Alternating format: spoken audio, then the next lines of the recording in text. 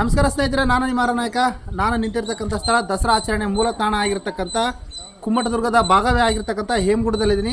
ತಾಯಿ ದುರ್ಗಾ ಪರಮೇಶ್ವರಿ ದೇವಸ್ಥಾನದ ಮುಂಭಾಗದಲ್ಲಿ ನಿಂತ್ಕೊಂಡು ಇವತ್ತು ನಿಮಗೊಂದು ವಿಚಾರವನ್ನು ಹಂಚ್ಕೊಳ್ಳೋದಕ್ಕೆ ಇಷ್ಟಪಡ್ತಾ ಇದ್ದೀನಿ.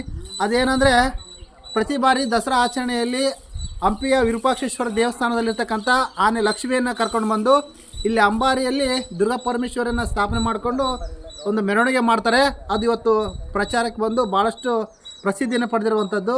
ಆದರೆ ಇದು ನಿನ್ನೆ ಕೇಳಿ ಬಂದಿರತಕ್ಕಂಥ ಸುದ್ದಿ ಏನಂದರೆ, ಆ ಆನೆ ಲಕ್ಷ್ಮಿಯನ್ನು ಕೋಲಾರದಲ್ಲಿರ್ತಕ್ಕಂಥ ಆ ಆನೆ ಶಿಬಿರಕ್ಕೆ ಕಳಿಸಿ ಅಲ್ಲಿ ಚಿಕಿತ್ಸೆ ಕೊಡಿಸ್ಬೇಕಂತಂದೇಳಿ ವಿಜಯನಗರ ಜಿಲ್ಲಾಡಳಿತ ತೀರ್ಮಾನ ಮಾಡಿದೆ.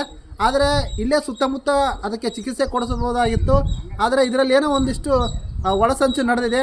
ಆನೆ ಲಕ್ಷ್ಮಿ ನಮ್ಮ ಸಂಸ್ಕೃತಿ ಪರಂಪರೆಯನ್ನು ಎತ್ತಿ ಹಿಡಿತಾ ಇದ್ಲು.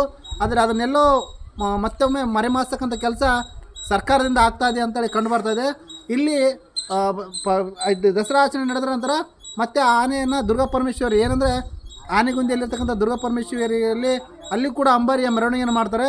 ಇವೆರಡಕ್ಕೂ ಕೂಡ ಭಾಳಷ್ಟು ಆಕರ್ಷಣೀಯವಾಗಿದ್ದು ಆನೆ ಲಕ್ಷ್ಮಿ. ಆದರೆ ಇವತ್ತು ಆನೆ ಲಕ್ಷ್ಮಿಗೆ ಆರೋಗ್ಯದ ನೆಪದಲ್ಲಿ ಅದನ್ನು ಸ್ಥಳಾಂತರ ಮಾಡ್ತಾ ಇರೋದು ನಾವು ಖಂಡಿಸ್ತಾ ಇದ್ದೀವಿ. ಯಾಕಂದರೆ ನಮ್ಮ ಚರಿತ್ರೆ, ನಮ್ಮ ಪರಂಪರೆ ಆನೆಯೊಂದಿಗೆ ಕೂಡ ಬೆಸೆದುಕೊಳ್ಳೋದು ಅನ್ನೋದಕ್ಕೆ ಸಾಕ್ಷಿಯಾಗುತ್ತೆ. ನಾವು ಕೂಡ ನಮ್ಮ ಈ ಹೇಮಗುಡ ಪರಿಸರ ಭಾಗದ ಜನರಿಂದ ಕೂಡ ಇದು ಆನೆಯನ್ನು ಸ್ಥಳಾಂತರ ಮಾಡೋದನ್ನು ವಿರೋಧಿಸ್ತಾ ಇದ್ದೀವಿ.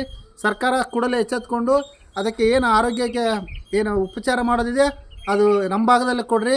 ಅಷ್ಟು ದೂರ ಕೋಲಾರಕ್ಕೆ ಕರ್ಕೊಂಡು ಹೋಗಿ ಮತ್ತೆ ವಾಪಸ್ ತಂದಿಲ್ಲ ಅಂದರೆ ನಮ್ಮ ಎರಡು ಪರಂಪರೆಗಳು ಅಳಿಸಿ ಹೋಗ್ತಕ್ಕಂಥದ್ದು ಆಗ್ತಾಯಿದೆ ಅಂತ ಹೇಳ್ತಾ ಜಿಲ್ಲಾಡಳಿತ ಕೂಡ ಎಚ್ಚರಿಸ್ತಾ ಇದ್ದೀನಿ.